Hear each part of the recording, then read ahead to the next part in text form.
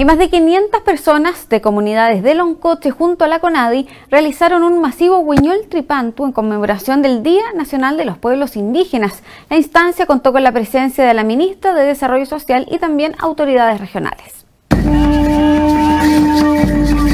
Un nuevo ciclo y la renovación de la fuerza vital para nuestros pueblos originarios, marcado por el solsticio de invierno en el hemisferio sur. Esto es el Huetripantu, un nuevo año para la cultura mapuche. En la comuna de Loncoche, en medio de una masiva convocatoria, cientos de personas participaron de este cambio de ciclo, junto a autoridades mapuche y de gobierno, donde destacó la presencia de la ministra de Desarrollo Social, Javiera Toro. Hoy es una fecha muy significativa a propósito del solsticio de invierno que distintos pueblos a lo largo de nuestro país conmemoran como el inicio de un nuevo ciclo con sus distintas características. Y aquí estar en Loncoche, en esta ceremonia de Huetripantu, un honor y agradecida de poder estar aquí en esta invitación. Y ese conocimiento, ese kimun del pueblo mapuche es el que nos ayuda a mirar el mundo del futuro con otra perspectiva, donde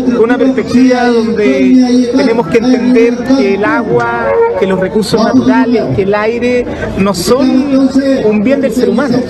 Una emotiva y significativa celebración fue lo que marcó la jornada, donde autoridades se acercaron y fueron parte de una milenaria tradición la cual contiene un importante significado para el pueblo mapuche. Fecha bien significativa, puesto de que el Huiñol Tripantu es una festividad que históricamente ha estado presente en la cultura mapuche, pero que hasta finales de los 70 era una actividad íntima que se celebraba en el seno de la familia o en la comunidad, y por razones circunstanciales de la historia y de la política, a fines de los 70 comienza a transformarse en una actividad que pasa al espacio público.